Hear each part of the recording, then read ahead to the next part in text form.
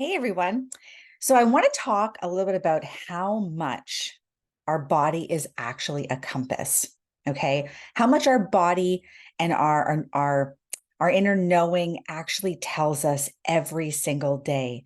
How we use our chakras, how we use all of our senses to actually navigate our everyday life. Okay.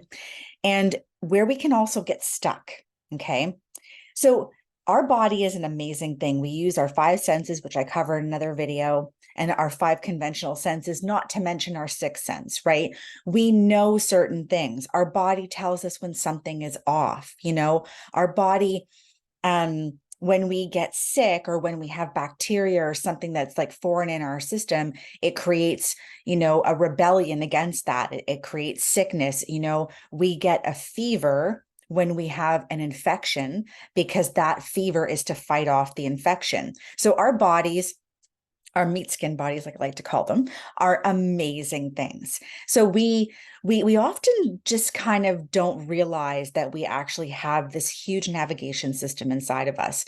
And one of the things we do is we use our modern world, our third and fourth dimensional knowings, to kind of like solve some of our problems. So for example, if I went back to that fever, situation, how many of you as moms, immediately upon your kids getting a fever, you break out the Tylenol or you break out the ibuprofen or the Advil, right?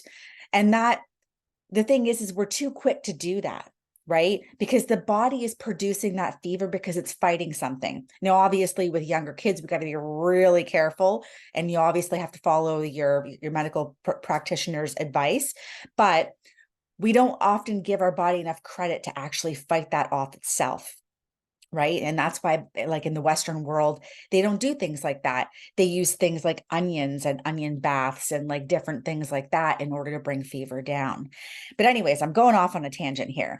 So, being our body is this compass of like giving us all this information, garbage in, garbage out.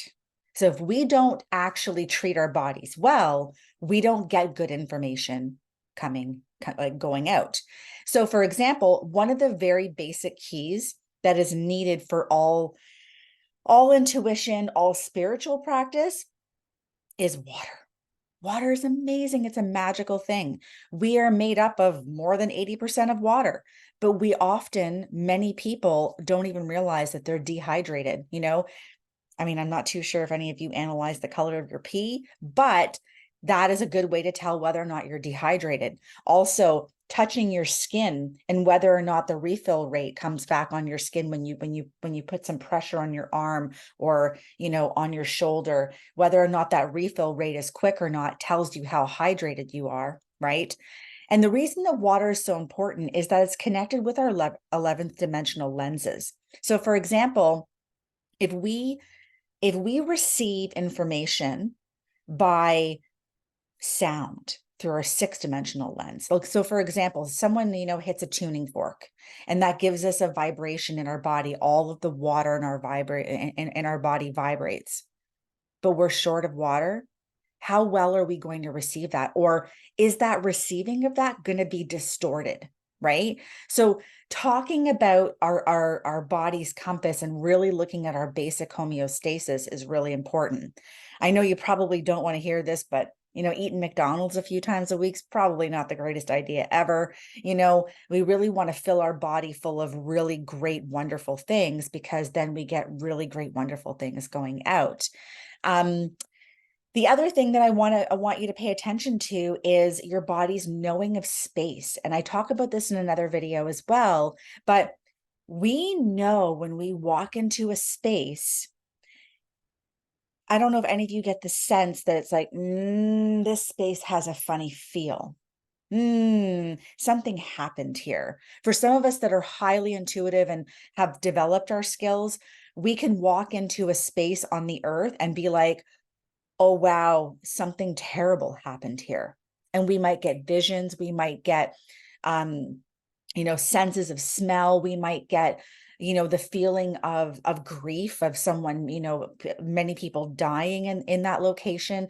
That might be on a particular ley line, or it might be in a vortex that you feel that kind of information, because the earth also holds the frequency of things that happen, right?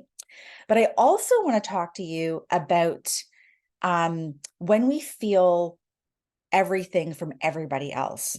So any of you that are empathic, you got the empath wound. Yep. You go into a hospital and you come out and you're like, oh my God, I'm so tired. Like, I can't even do this. Like, I don't even know what happened in there. Or you go to Costco, right? And you feel everybody else's ish, right?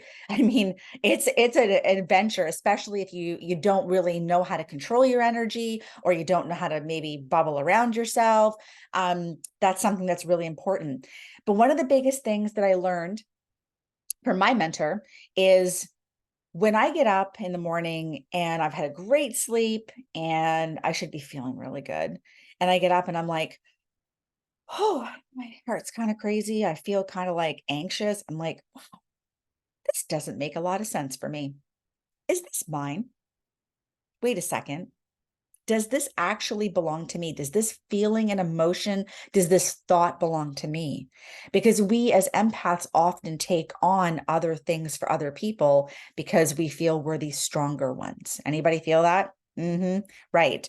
So remembering that, asking the question, is this mine? Okay. And if it's not yours and it belongs to somebody else, if that emotion is not yours, return to sender with consciousness. Return to sender, right? If you're not great with your intuition, grab your pendulum. Grab your pendulum.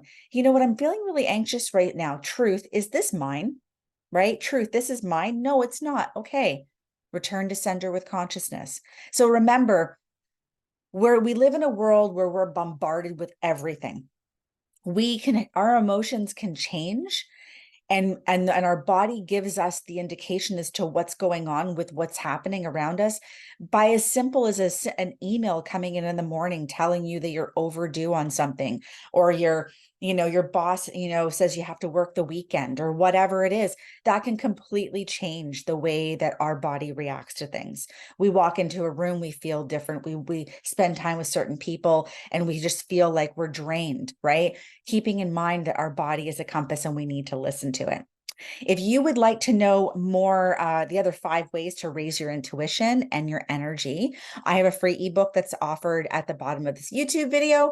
So feel free to click that. I'll send that to you immediately and you guys can have a look. If you want any more information about like intuition or past life regression or Akashic record work or mother or father line work, you can also check me out at purplemoonhealing.com. Please remember to like and subscribe. I need more people following me all the time. Thanks again. Bye.